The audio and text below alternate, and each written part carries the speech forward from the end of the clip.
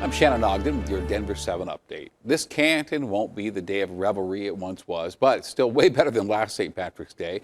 Dining rooms are open, last call doesn't come until late, and pubs are seeing green in more ways than one.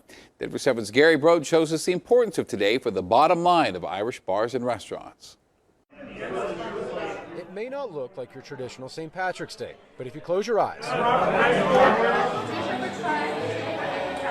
it sounds like the tradition is making its way back. Well, it's definitely different from years in the past. Longtime customer Tom Gibbs continued his own tradition this morning. For 15 years, he's been the first patron to walk through the doors of the Irish Rover on St. Patrick's Day.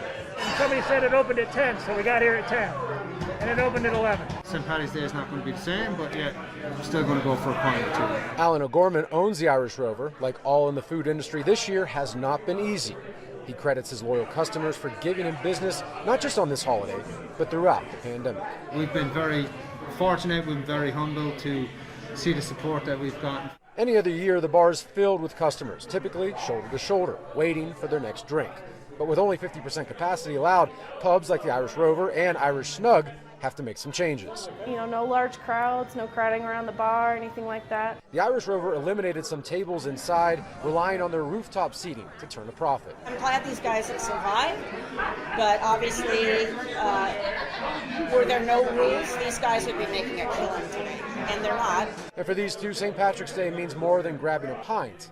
It symbolizes hope. Absolutely, there's light at the end of the tunnel. Thanks for coming in, guys. So nobody would blame me for going out and having a green beer or two tonight, but we do hope you'll do so responsibly. And we're not just talking about getting an Uber home instead of driving.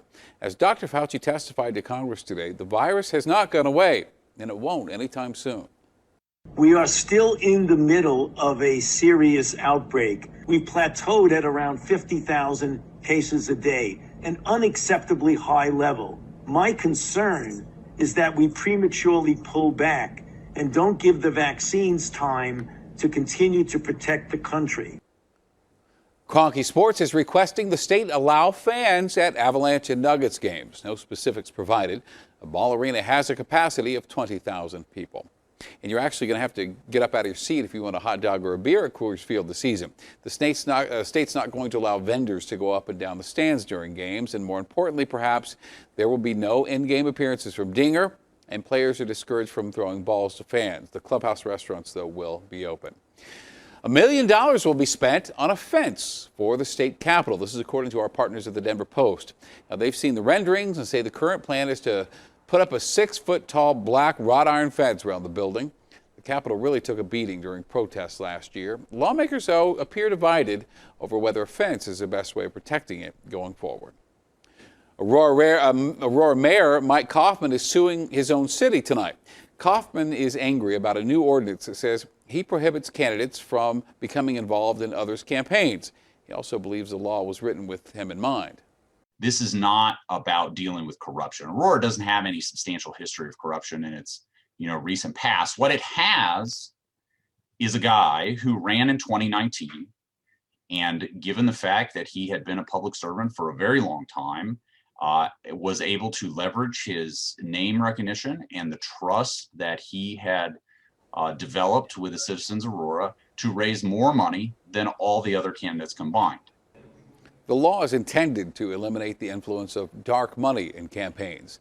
We reached out to one of the people behind the original bill, but we have not yet heard back for comment. Thank you for watching this Denver 7 update. We're always on to bring you Colorado news and weather 24 hours a day with live breaking news as it happens. And we'll be back with more news at 8 o'clock.